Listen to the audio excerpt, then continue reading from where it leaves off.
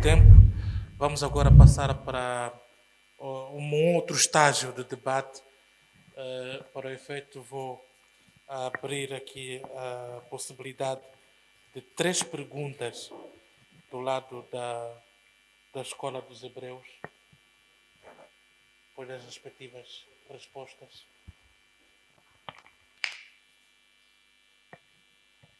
Sim. Queria perguntar o seguinte. Como é que, na visão islâmica, como é que Deus não pode ser homem se os seus atributos são humanos? Vocês podem ver aí no Alcorão, mesmo na doutrina islâmica, aparece aí 99, são atributos que revelam uma personalidade. Então, como é que Deus não pode ser homem? O que é que impede? Como? Se os seus atributos são humanos. Os seus atributos revelam uma personalidade. Então, Deus está separado dos seus atributos? Allah está separado dos seus atributos? Então temos de um lado Allah e do outro lado os seus atributos? Então temos dois lados, Allah que é eterno e seus atributos? Esta é a minha pergunta.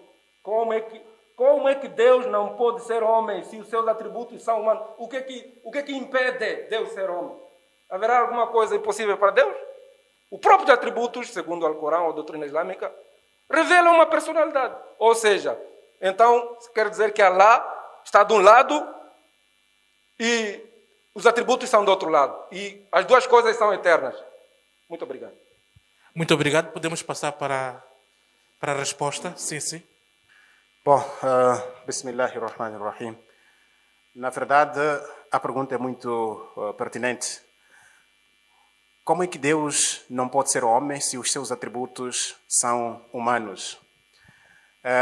Indo concretamente à resposta, devo dizer assim ao pastor que nós muçulmanos, ao darmos os atributos de Deus a uma pessoa, nós sempre damos como servo de Deus. Por exemplo, temos Ar-Rahman, o Clemente. Nós damos, se queremos chamar uma pessoa, chamamos de servo do Clemente, Abdur Rahman.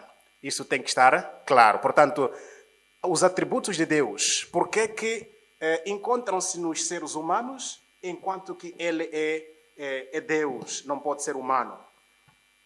Vou dar resposta a partir do capítulo 2, versículo 30 do Alcorão. Deus diz o seguinte, Deus diz assim: e quando teu Senhor disse aos anjos, certamente eu colocarei um califa. Deus, antes de criar os seres humanos, Deus disse para os anjos que eu vou criar alguém que será responsável pela terra. Responsável. Portanto, nós somos responsáveis, ou seja, gerentes de Deus nesta face da terra. Por isso que eu estou vivo, Deus está vivo também. E não quer dizer que Deus é como a mim, não. Porque a minha vida teve início, terá fim e depois Deus irá me ressuscitar. Enquanto que Deus nunca teve início, Deus nunca terá fim. O fato de eu estar vivo não me dá o direito de ser Deus, e não só o fato de Deus estar vivo não lhe dá o direito dele ser homem, porque foi ele que me deu a vida. Portanto, indo concretamente à resposta do pastor, Deus colocou-nos como seus representantes na terra. Por isso que, se eu tenho força, Deus também é forte, mas a minha força não é como de Deus. Se eu tenho vida, Deus também tem vida, mas a minha vida não é como de Deus. Portanto, Deus não pode ser homem porque Ele está acima de tudo e de todos.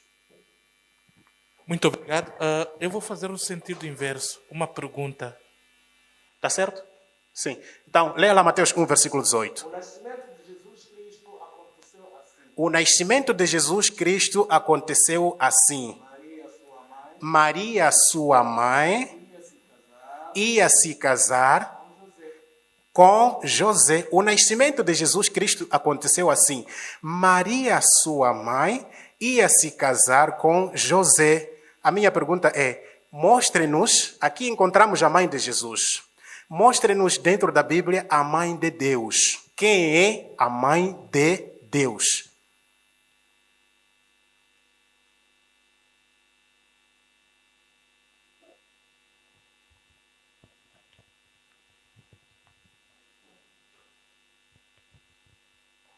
Faz favor. Sim. Contando o tempo. O irmão, o Sheik, pergunta quem é a mãe de Deus. Sim.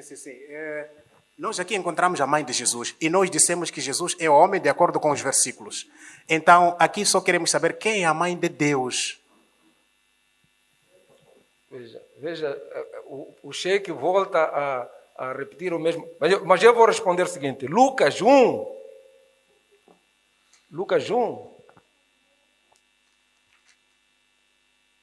46 diz assim.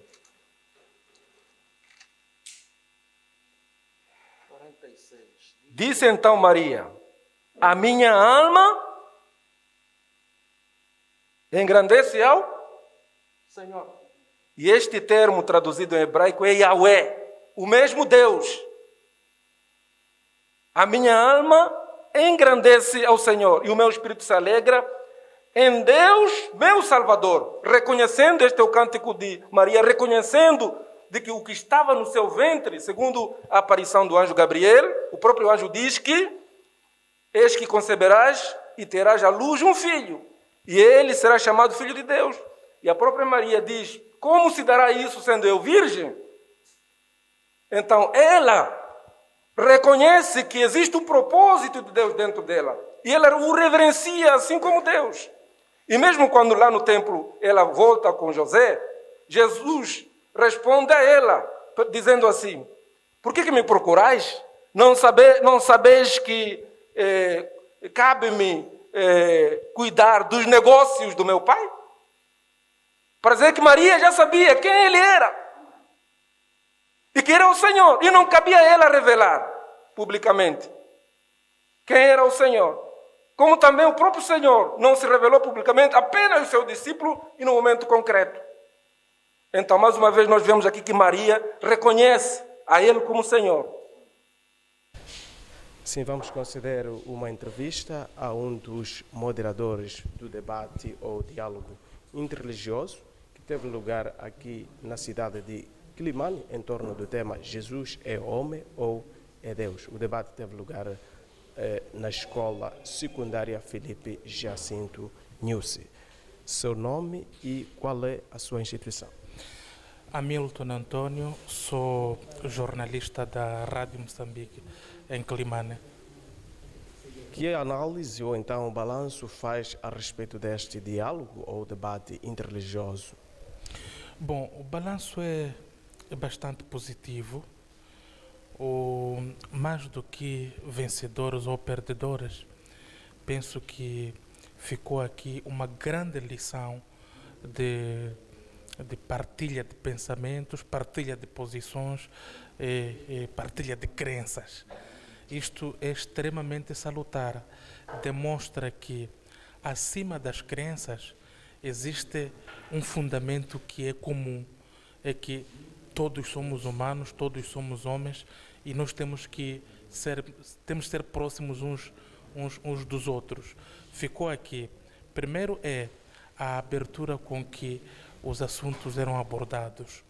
Depois fica esta aproximação, esse estreitamento de relações, pese embora existam diversas ideologias, diversas posições, mas há um reconhecimento tácito de que os homens são todos eles irmãos, muito embora hajam essas diferenças todas. Este é o balanço positivo.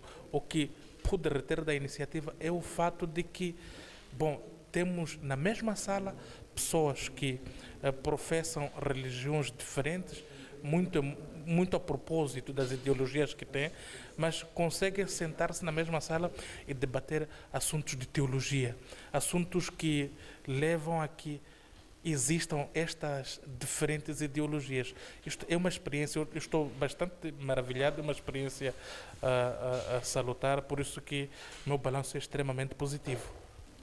E que apreciação, ou seja, que mensagem tem a deixar a respeito de promoção de debates do género no que diz respeito à tolerância religiosa ou então à promoção de um clima de entendimento entre as religiões? Bom,